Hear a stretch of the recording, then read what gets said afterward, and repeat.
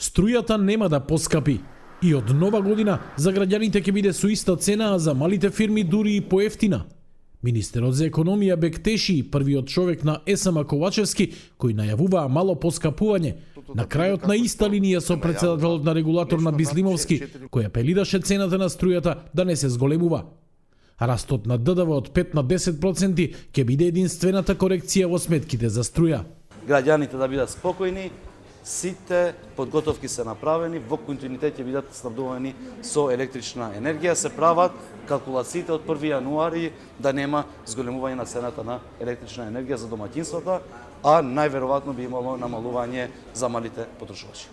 По примерот на домакинствата и малите потрошувачи, односно компаниите кои со струја ги снабдува Евана, од 1 јануари ќе плаќаат по блок тарифи. Според Ковачевски, со ова ќе се намалат манипулациите на фирмите кои незаконски од отворен се префрлаа на регулиран пазар на струја. Подобро е да бидат во блок тарифи, затоа што оние кои што трошат помалку енергија треба да плаќат пониска цена, а тие кои што користат и трошат повеќе енергија треба да плаќат повисока цена. Со тоа ќе се стимулира и штедењето, но исто така ќе има економски бенефит, што беше пример и пракса, го покажа тоа со воведувањето на блок тарифите кај домаќинствата, односно кај граѓаните. Ова доаѓа откако СМ скратило дури 55 милиони евра непродуктивни трошоци, кои доколку немаше криза би се потрошиле во јавни набавки. Во исто време зголемено е домашното производство, засилено од вклучувањето на ТЕЦ Неготино, објаснува директорот на СМ.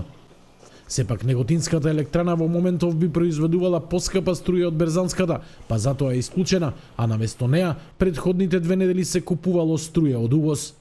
Од друга страна, од 1 декември се очекува РЕК Битола да работи со полн капацитет.